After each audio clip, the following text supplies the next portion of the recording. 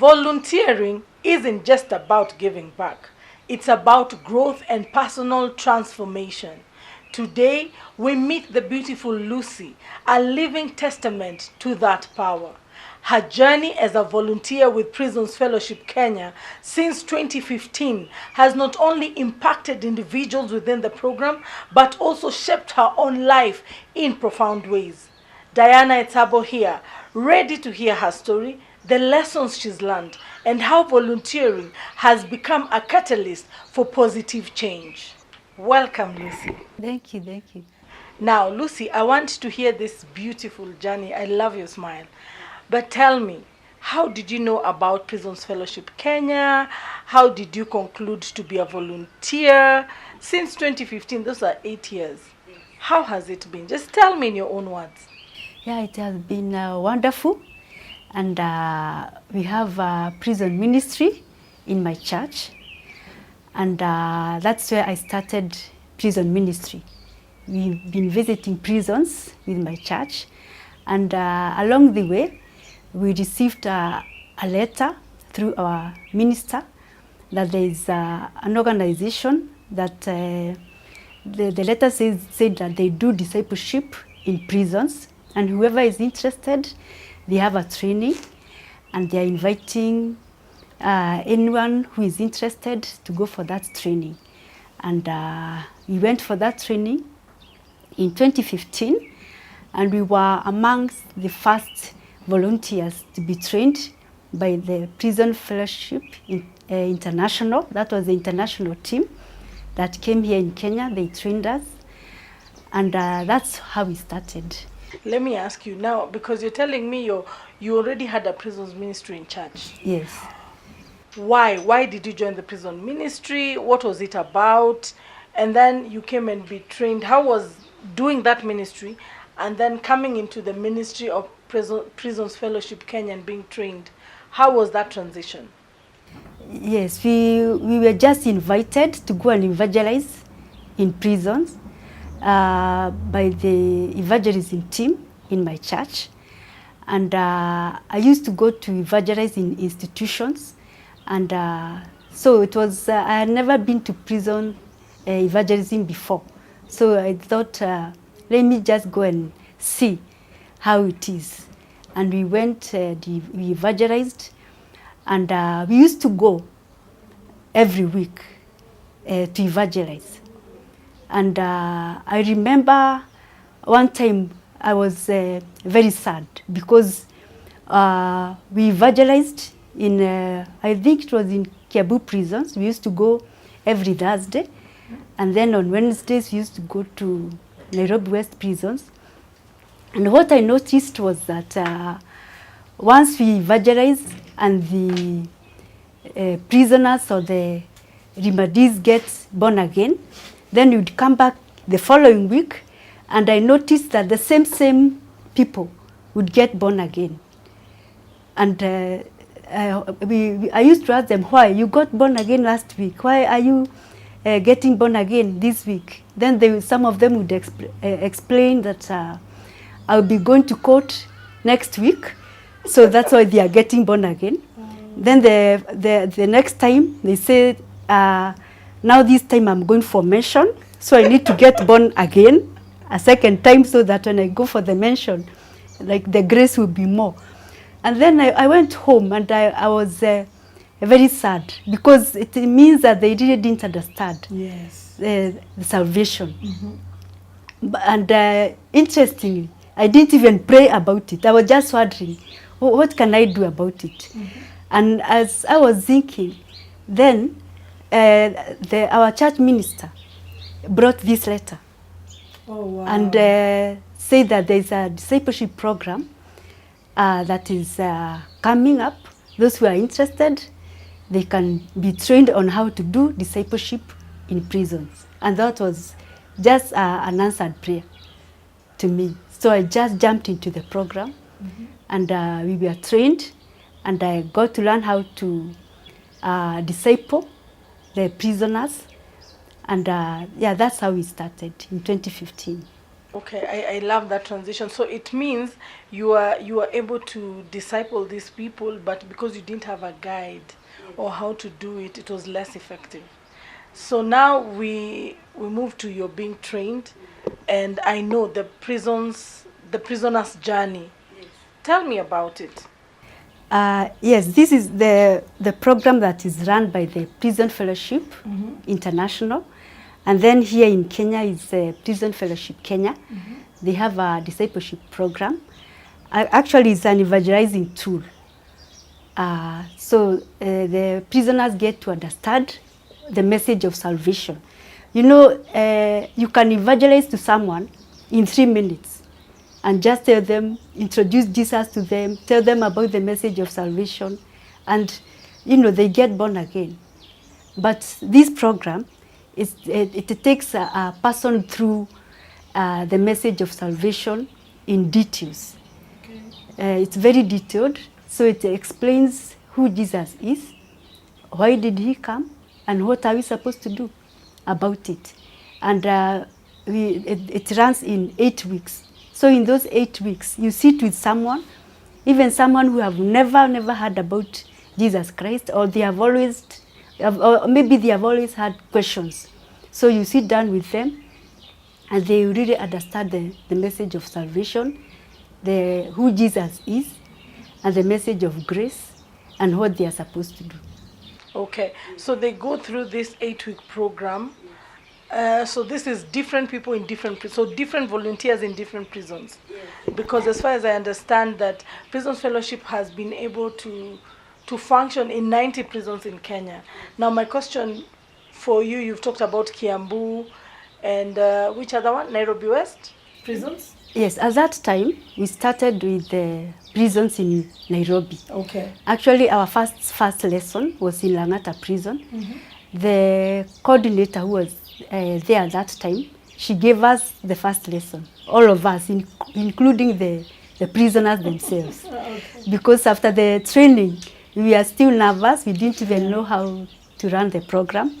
But after that first lesson, we were now able to run with the program. So at that time, we started off with the Nairobi prisons. The first one was Langata prison, the Rimad and the main prison. Then the industrial area and Nairobi West prisons. Okay. Yes. And since you're one of the oldest, have you been, or what has been your experience in prisons that are outside Nairobi? Because now I believe the 90 prisons are spread across Kenya. Tell me some of the places you've visited and what was your experience there? What are some of the challenges for volunteers? Maybe what you face as you do this work of the Lord? Yes, the prisons outside Nairobi, we faced a few challenges. Some of them, they didn't understand what this new thing is. Some of them, they didn't trust us at first. They didn't understand what we wanted or what we were teaching, because they have to be careful about the organizations that are coming in, what are they teaching. But those who had already done the program in Nairobi, they also helped us, because once they observed the results and that the prisons in Nairobi had embraced the program, they understood the program. Even the chaplains in Nairobi, they understood the program. So that really helped us. And we also had to sacrifice our time, because some of those places we could not just go and come back. So we had to sacrifice maybe a whole week and go and train them. And then some of the other challenges were the language. Language was a challenge. Oh, language barrier. Yeah. Because in Nairobi, most people understand Kiswahili. The guides are in Kiswahili and in English. And but now outside Nairobi, most places, some of them, they don't understand the two languages. So that was a big challenge. Yeah. Okay. And later on in Nairobi, we also got a little bit of challenge because of foreigners. Yeah. What about foreigners? Some of them in the prison? Yes. Okay. Some of them didn't understand English or Kiswahili. So that was also another challenge. Okay. Wow.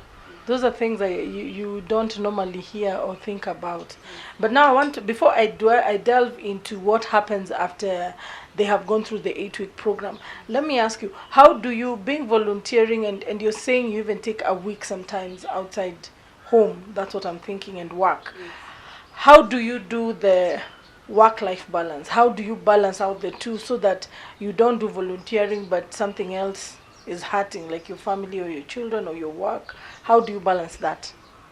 Yes, in Nairobi it was not very much of a challenge because I'm in business. Okay. And we used to, the program is a 2-hour program, so it's either in the morning or in the afternoon. But most of the time we would give ourselves one day per week and just give ourselves a whole day for that. For example, in Langata prison, we'd go to the remand in the morning, then in the afternoon we go to the main prison. So that was one whole day for that. Oh, so you take a whole day to, that's your 24 hours set aside for prison ministry in a week. Okay. Now tell me, I'm seeing a lot of books here. Tell me about what happens now. This prisoner has come. You've taken them through the 8-week lessons from the book of Mark. So explain to me why the book of Mark, and two, what happens after I've finished. Like now I believe there's a cohort that has finished, right? Yes. Tell me about that. So once we land into a particular prison, we talk to the chaplains, and actually we used to start off by calling them for a meeting, the chaplains of a particular area, maybe in Nairobi. We train them, take them through the program so that they can understand it, and then they would pick for us the prisoners who have been there for a while and they have gone through salvation. They are a bit mature in salvation. They are actually in the leadership of the church in that prison. Oh, wow. And then we take them through the program.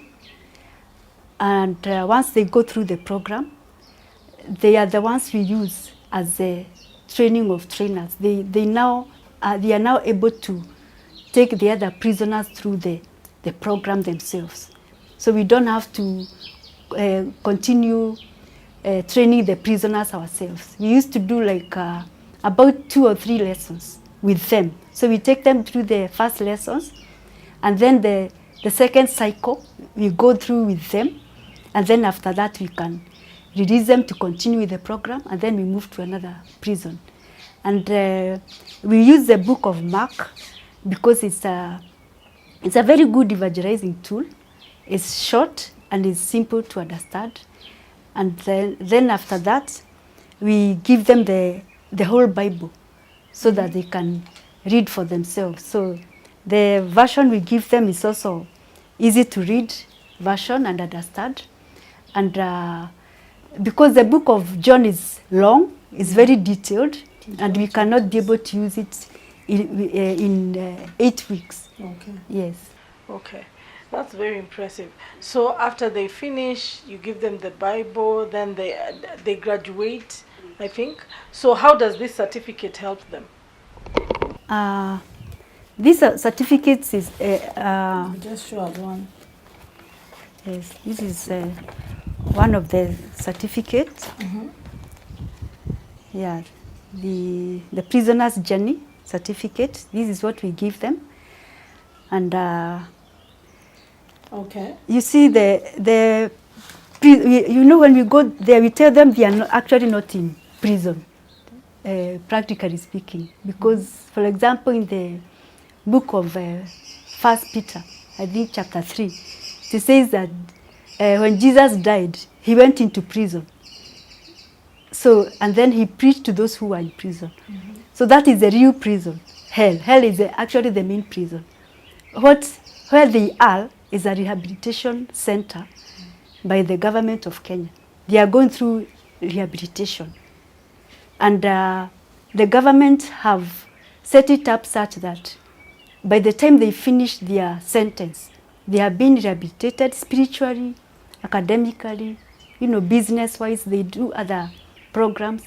So once they go to court, So most judges will ask them, for this long you have been in prison, what have you been doing?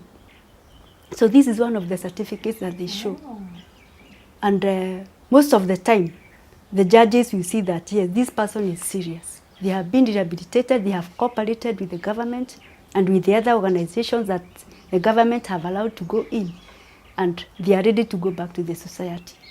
Okay. So have you had instances where, because of this certificate and the other things they're doing inside there, it has helped one for their sentence to be shortened, or it helped them become better in the society after they've finished their sentence? Give us an example, something you've encountered. Yes, I've encountered many of them. Actually, some of them, those who have been in serious cases, once they go, they are in remand and their cases are going on, they are ongoing. So there is one of them who told me that he went to court and he was asked, you have been in prison for 7 years. So what have you been doing for all these years? So he have gone through many discipleship programs, and this is one of them.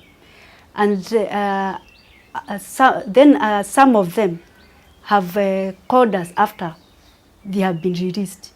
Some chaplains have called me after that this person was released, and they are looking for a job, and they went to a certain church. They said that they have gone through this discipleship program, and they would like to have their certificate. Maybe if they were released before they got the certificate. Okay. So they used the certificate to get jobs or to get recommendation.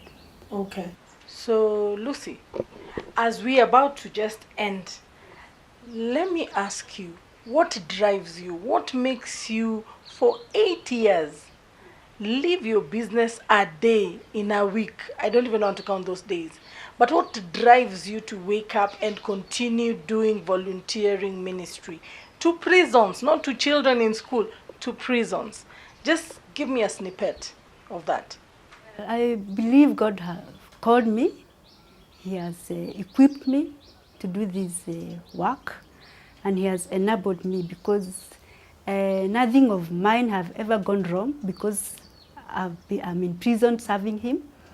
He's always given me what I need for my businesses and for everything. And even as I continue to do this discipleship work, we get to interact with the inmates, become friends. And I just want to continue serving them, because I've come to love them. They are people like any one of us, and to assist them just fight themselves. And even for them to know that God loves them, and once they come back to the society, we are going to receive them, and we'll continue working with them. Yes. Powerful. And one thing I remember when I was when we were beginning this program, we got become friends with some of the ladies there in Langata, and some of them would invite us to go even to listen to their cases in court. And one time I went to listen to one of the cases, and that lady was facing murder charges, and she got sentenced to, I think, condemned. She was condemned to be hanged, although we don't do that in Kenya anymore. And so later on, I went and we prayed with her. And then that year, the president who was there, President Uhuru, the gift that he gave the nation, I think it was on 10th of October or 20th, he released all those prisoners who were condemned. Wow. That same month that I went to pray with her. So that was an answered prayer to us. So she's now serving a life sentence instead of being in the condemned, which makes a lot of difference. And that really makes me to want to go back there and share this love of God. That's really, really powerful. Now, the Prisons Fellowship journey is a funded program. Now, I just want you to talk to Kenyans and friends of Kenyans. Tell them, what do you have to tell them about the program? How do they support the program? Would you encourage anyone to support this program? Yes, so Prison Fellowship Kenya runs discipleship programs in the country, and they use materials like the Bible, like I have shown you the certificate and the training materials, and they need funds to acquire these materials and to distribute them all over the country. So, as you have heard, they are now in more than 90 prisons, and they need to send all these materials to all these prisons to have them printed, prepared, and send them to all these prisons. Yeah, so they need to raise funds for all this, and they would really appreciate support from all of and from all of you viewers. Yes. Thank you very much, Lucy. Thank you for that engaging and learning experience. Thank you for being part of the journey of over 70,000 prisoners through volunteering. Real transformation, real people, real lives. As you have heard, Lucy's stories today was a powerful reminder that even the smallest act of compassion can have a ripple effect. Remember, we all have the power to be part of this movement for change. Visit prisonsfellowshipkenya.co.ke right now and explore how you can get involved, whether it's volunteering your time, donating, or simply raising awareness. Let's stand together, just like Lucy, and build a community of support for those impacted by incarceration. This is Diana Etzabo, and I believe that together we can create a world where hope is known and there are no walls.